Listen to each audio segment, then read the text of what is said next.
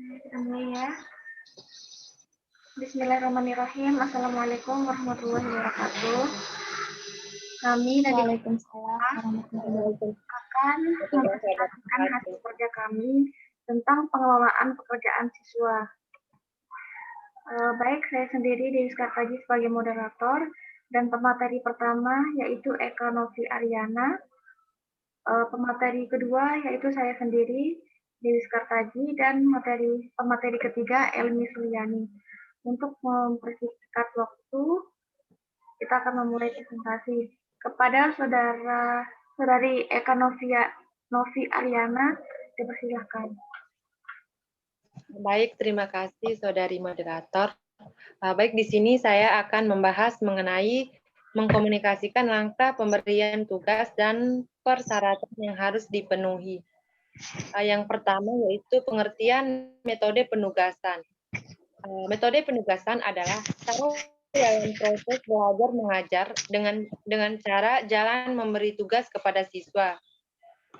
Menurut Everstone dan Emmer, peserta didik membutuhkan penjelasan yang jelas mengenai apa tugas-tugas mereka dan apa yang diharapkan dari mereka. Hal tersebut berarti peran guru sangat penting, karena guru harus menjelaskan secara detail apa maksud dari tugas tersebut. Penjelasan tersebut dapat berupa tujuan dari diberikannya tugas, cara melaksanakan tugas, dan cara mengerjakan tugas, serta waktu pengumpulan tugas tersebut. Dengan kejelasan tersebut, peserta didik tidak perlu kebingungan dalam menyelesaikan tugas atau mengumpulkan tugas yang diberikan oleh guru. Mungkin bisa diganti ke slide selanjutnya.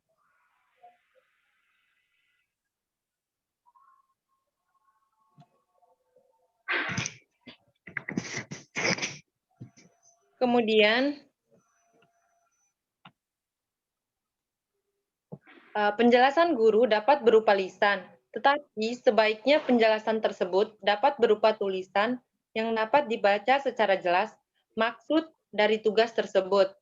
Penjelasan berupa tulisan dapat mengatasi masalah apabila peserta didik ketika waktu guru menjelaskan, mereka tidak mendengarkan bahkan peserta didik yang tidak masuk.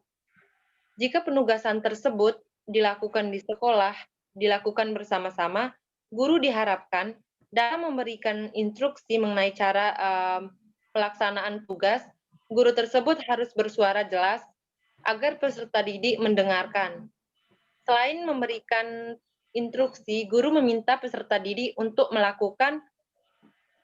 meminta peserta didik yang belum melaksanakan instruksi tersebut. Guru harus mengulangi instruksi tersebut dan mengajak peserta didik mengulangi arahan dari guru tersebut.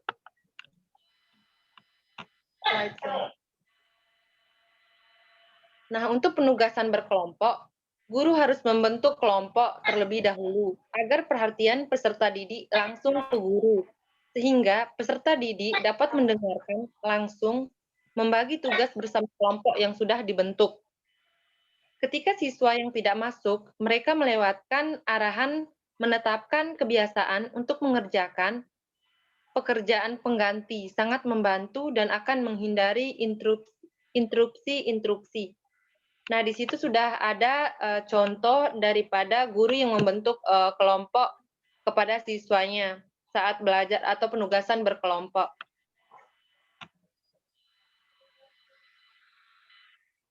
Nah, di sini terdapat langkah-langkah yang harus diikuti dalam penggunaan metode pemberian tugas atau metode resitasi, yakni sebagai berikut. Yang pertama yaitu fase pemberian tugas. Nah, dalam pemberian tugas tersebut, tugas yang diberikan kepada siswa hendaknya mempertimbangkan yang pertama yaitu jenis tugas yang jelas dan tepat, sehingga anak mengerti apa yang ditugaskan tersebut. Nah, di sini guru itu harus memberikan tugas yang jelas kepada peserta didiknya, sehingga peserta didik itu mampu mengerti apa sih tugas yang diberikan oleh guru tersebut. Dan guru itu tidak boleh kayak memberikan tugas asal-asalan atau membuat soal asal-asalan. Kemudian yang kedua, sesuai dengan kemampuan siswa. Nah, dalam memberikan menyesuaikan dengan kemampuan peserta didik. Jadi guru tidak sembarang memberi tugas yang kayak dari kemampuan peserta didik. Jadi guru itu harus menyesuaikan tugas yang diberikan dengan kemampuan peserta didiknya. Kemudian selanjutnya yaitu ada petunjuk sumber atau sumber yang dapat membantu pekerjaan siswa. Jadi dalam memberikan soal atau penugasan, guru harus memberikan yang namanya petunjuk atau sumber yang dapat membantu pekerjaan siswa. Guru itu memberikan petunjuk bagaimana sih langkah atau cara-cara dia dalam menjawab tugas yang diberikan oleh guru tersebut. Kemudian yang keempat, sediakan waktu yang cukup untuk mengerjakan tugas tersebut. Nah, guru dalam memberikan tugas juga harus memberikan yang namanya waktu atau tempo siswa dalam mengerjakan tugas tersebut. Tidak boleh kayak memberikan tugas yang terlalu kepepet atau yang jangkanya terlalu lama. Guru harus menyesuaikan waktu dengan tugas tersebut. Slide selanjutnya.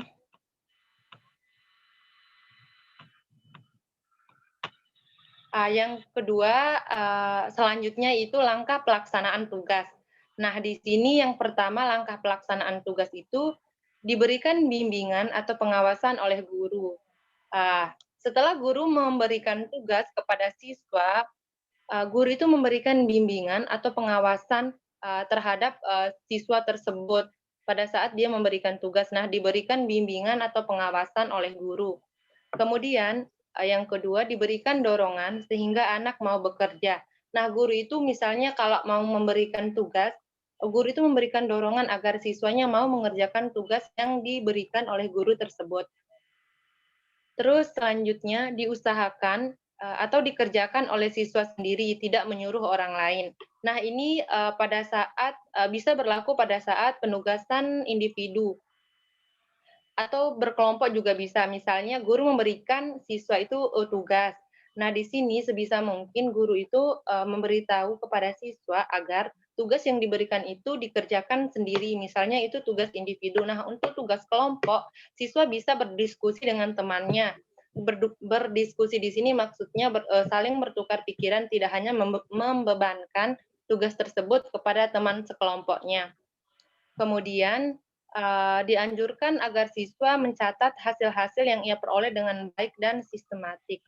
Nah, di sini dalam pemberian tugas yang diberikan oleh guru kepada siswa, guru itu bisa memberitahu kepada siswa, siswa bisa mencatat hasil-hasil atau hasil penemuan dia mengenai tugas jawabannya yang diperoleh secara sistematis. Slide selanjutnya.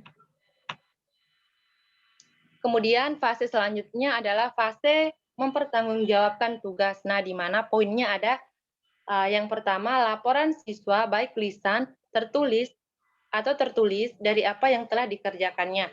Nah, setelah guru memberikan tugas, di sini siswa setelah mengerjakan tugas, siswa memberikan laporan hasil daripada tugas tersebut di mana bisa berupa lisan dan bisa berupa tulisan tergantung dari tugas seperti apa yang diberikan oleh guru tersebut.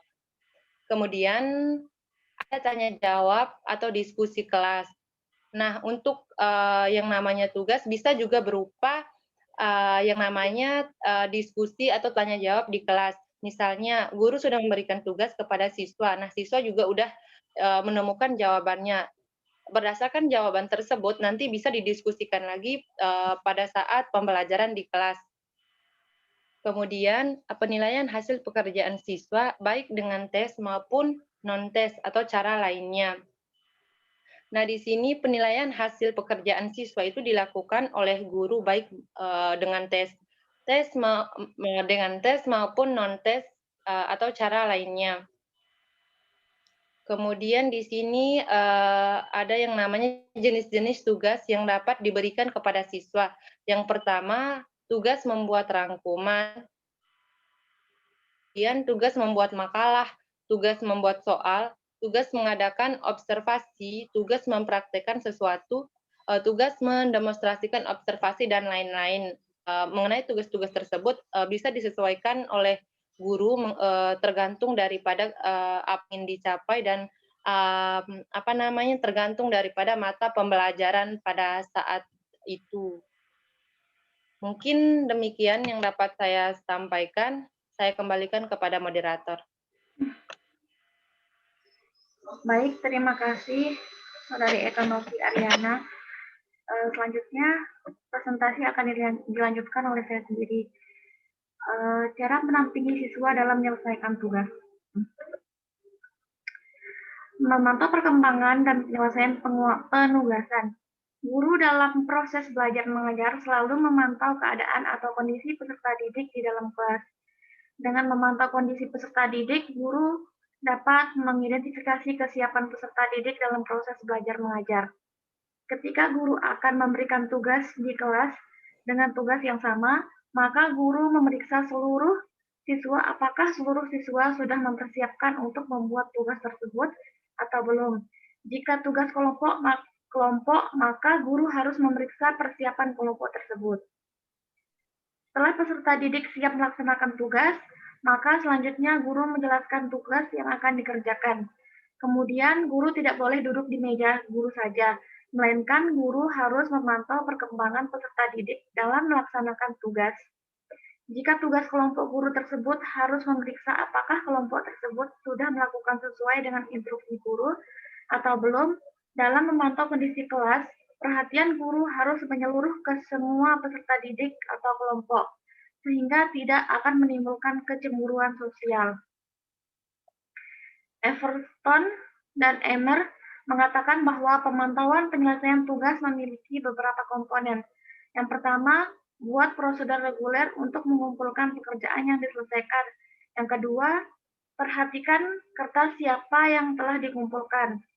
Untuk mengelola dan memantau tugas peserta didik dapat membuat portofolio, yaitu guru memberikan kepada siswa map atau tempat untuk meletakkan tugas-tugas yang sudah diselesaikan. Atau dengan cara membuat tempat atau keranjang yang berlabel mata pelajaran, sehingga guru dapat memantau tugas peserta didik dan menyimpan hasil pekerjaan peserta didik. Prosedur pemantauan yang baik sangat penting untuk memberikan umpan balik berkualitas kepada peserta didik dan umpan balik yang sering dan teratur lebih disukai daripada penilaian yang sporadik karena hal ini mengurangi waktu yang telah dihabiskan para peserta didik karena melaksanakan kesalahan. Jadi juga salah satu cara guru untuk menampingi siswa dalam menyelesaikan tugas itu dengan memantau setiap yang dikerjakan siswa. Misalkan guru tuh memberikan kepada siswanya mengerjakan tugas kelompok. Jadi guru itu nggak selalu cuman duduk di satu tempat gitu. Misalkan ada kelompok A, ada kelompok B, ada kelompok C. Jadi guru ini nggak harus cuma duduk memantau anak yang ada di kelompok A, biar nggak ada rasa kecemburuan sosial terhadap kelompok yang lain. Jadi harusnya guru itu memantau seluruh kelompok, misalkan kelompok A, kelompok B, kelompok C gitu. Jadi biar misalkan karena apa? Karena di setiap misalkan kita kerja kelompok kan mungkin ada di kelompok satu, yang kelompok satunya itu ada kekacauan, jadi bisa dipantau oleh gurunya. Mungkin itu aja dari saya. Terima kasih dan akan dilanjutkan oleh Saudari Elmi Suryani. Kepada Saudari Elmi Suryani dipersilakan.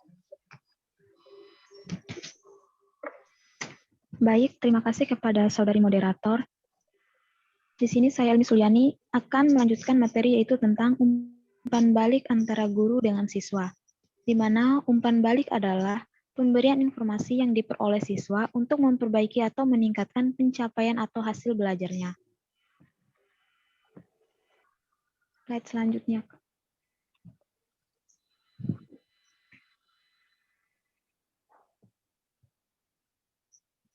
Lanjut, Kak.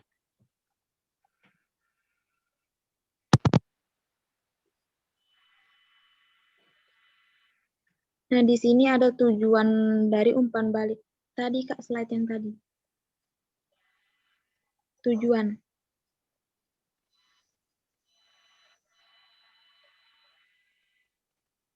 Nah, di sini terdapat tujuan umpan balik yaitu di mana menurut Kardi dan Nur untuk memberikan umpan balik yang efektif kepada siswa yang jumlahnya banyak dapat digunakan beberapa pedoman yang patut dipertimbangkan, yaitu antara lain, poin yang pertama yaitu memberikan umpan balik sesegera mungkin setelah latihan, di mana hal ini tidak berarti umpan balik perlu diberikan kepada siswa dengan seketika, namun umpan balik seharusnya diberikan segera setelah latihan sehingga siswa dapat mengingat dengan jelas kinerja mereka sendiri.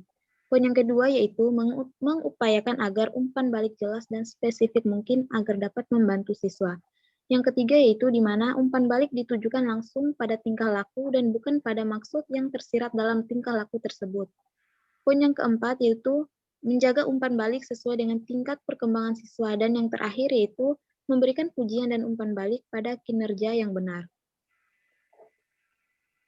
Lanjut, Kak.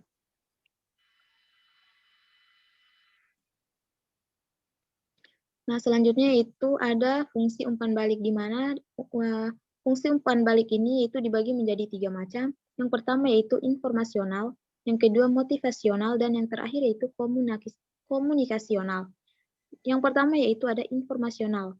Tes sebagai alat penilaian pencapaian atau hasil belajar siswa diperiksa menurut kriteria tertentu yang telah ditetapkan terlebih dahulu. Kemudian ada motivasional, di mana di sini motivasi dapat diartikan sebagai dorongan yang memungkinkan siswa untuk bertindak atau melakukan sesuatu. Kemudian ada komunikasional, itu guru menyampaikan hasil evaluasi kepada siswa dan bersama siswa membicarakan upaya peningkatan atau perbaikannya.